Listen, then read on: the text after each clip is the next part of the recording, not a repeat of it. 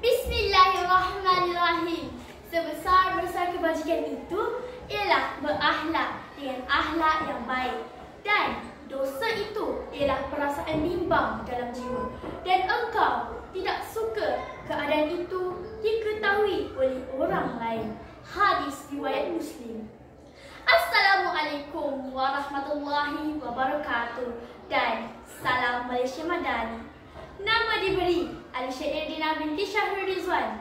Saya berusia 12 tahun. Saya merupakan murid SK Tanjung Gelam yang terletak di daerah Kuala Nerus. Hobi saya ialah membaca buku cerita.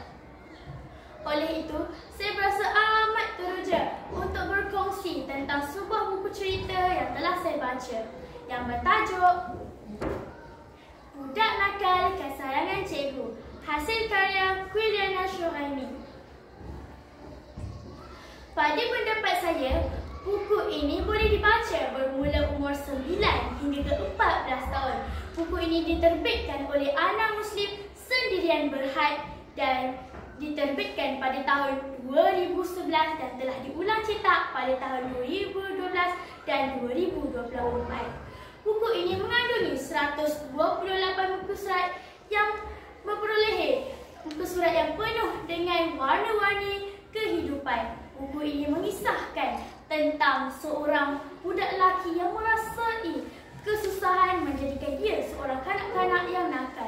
Kenakalan Amin sering membangkitkan kemarahan sekolah dan berjaya mengundang perhatian Cikgu Salina, guru kelasnya yang tegas dan garang. Namun, Cikgu Salina masih menyayangi dan mengambil berat tentang Amin. Di sebalik kenakalan Amin itu tersembunyi kesepian dan sentiasa membelenggungi kesepian yang tersimpan dalam hati Amin, menjadikan dia seorang budak lelaki yang nakal untuk menarik perhatian orang lain. Kesepian Amin disebabkan oleh kematian ayahnya yang tersayang. Semenjak kehilangan ayahnya, Amin kurang bertegur sapa dengan ibunya yang tuli dan peka.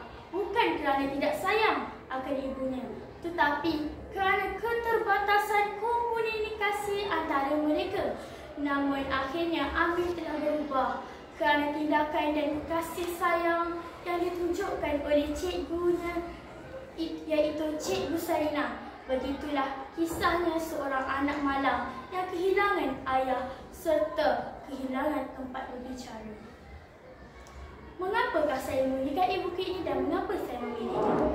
Saya sangat menyukai buku ini kerana pada pendapat saya buku ini mampu membuat pembacanya terhibur akan ayat-ayat yang ditulis.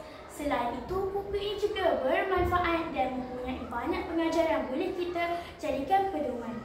Yang paling menarik minat saya ialah ada memaparkan beberapa hadis sahih di dalam buku-buku ini. Walaupun begitu, penulisannya agak membaik dan juga kita tidak perlu lagi membaca benda-benda yang tidak mengelakkan bagi kita. Watak kegemaran saya ialah Amin. Amin merupakan seorang budak yang nakal, sering mengganggu rakan sekelas. Dia juga seorang pelajar yang cuba untuk mengubah dirinya untuk menjadi baik. Pengajaran yang kita tak boleh ambil ialah jadilah orang bertanggungjawab, perbaikilah diri kita dari kesalahan yang silam.